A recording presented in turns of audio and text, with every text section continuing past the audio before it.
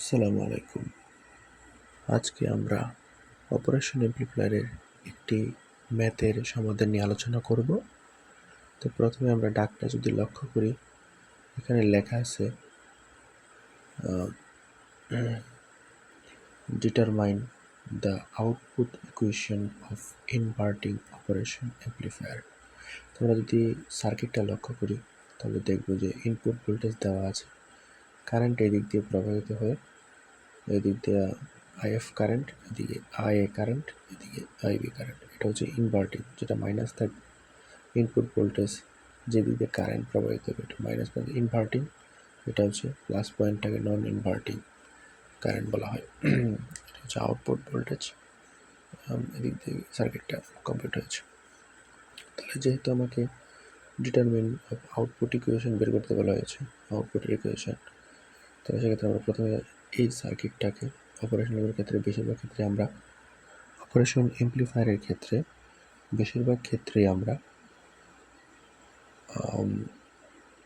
সার্কিটকে আইডিয়াল ধরে নেব। তাই আমরা পরে আইডিয়াল অপারেশন এমপ্লিফায়ার হলে শর্তটা হচ্ছে বিএ এবং বিবির ভোল্টেজ সমান হবে এবং আইএ এবং আইবির কারেন্ট শূন্য হবে। এটা হচ্ছে আইডিয়াল অপারেশন এমপ্লিফায়ারের শর্ত। এখন যদি আমরা কেসিএল প্রয়োগ করি কারেন্ট, তাহলে লক্ষ্য করব পয়েন্ট এতে আগত কারেন্ট হচ্ছে I1 এবং নির্গত কারেন্ট হচ্ছে IF আর IA, এই দুটা নির্গত হচ্ছে। যদি দেখি I1 আগত, IF প্লাস I হচ্ছে নির্গত।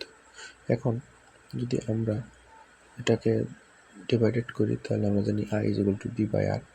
তাহলে I1 এর আসলে কারেন্টের মানটা কত সেটা বের করতে চাই, তাহলে লক্ষ্য করব বি ইনপুট মাইনাস বিএ।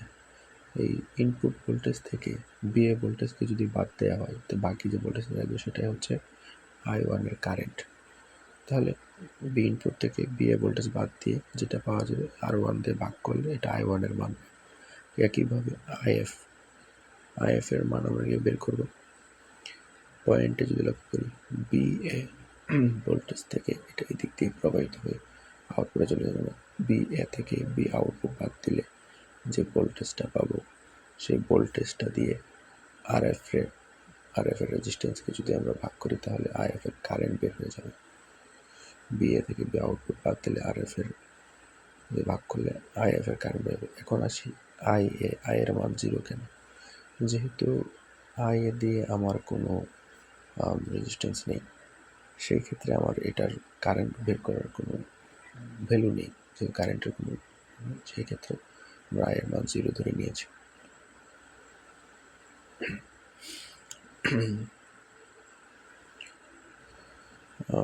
এরপরে যদি আমরা লক্ষ্য করি সূত্রটা, তাহলে বি ইনপুট মাইনাস বি এর মান কত? 0। এদিকে যেহেতু কোনো ভোল্টেজ নেই তো ভোল্টেজ হচ্ছে 0। একইভাবে যেহেতু আইডিয়াল কারেন্টের ক্ষেত্রে বি এর মান 0 ধরে নেওয়া হয়েছে ডিভাইডেড বাই R1। একইভাবে বি এর মান আমরা প্রথমে বলেছি যেহেতু সার্কিটটা আইডিয়াল তাই আই এর মানও 0, আইবি এর মানও 0, বিএ আর বিবির মানও 0। এই জন্যই কিন্তু আরেকবার পয়েন্টটা লক্ষ্য করি, এই যে আই এর মান আছে এটা 0 হওয়ার কারণ হচ্ছে অপারেশন এমপ্লিফায়ারটা আমি আইডিয়াল ধরে নিয়েছি। তাহলে আমরা বি ইনপুট মাইনাস বি এর মান 0, বি এর মান 0, তারপর বি আউটপুট বাই RF, এটাকে যদি আমরা একান্তর করি তাহলে আউটপুট হবে minus RF by R1 into B input. এটা হচ্ছে নির্ণয় আনসার।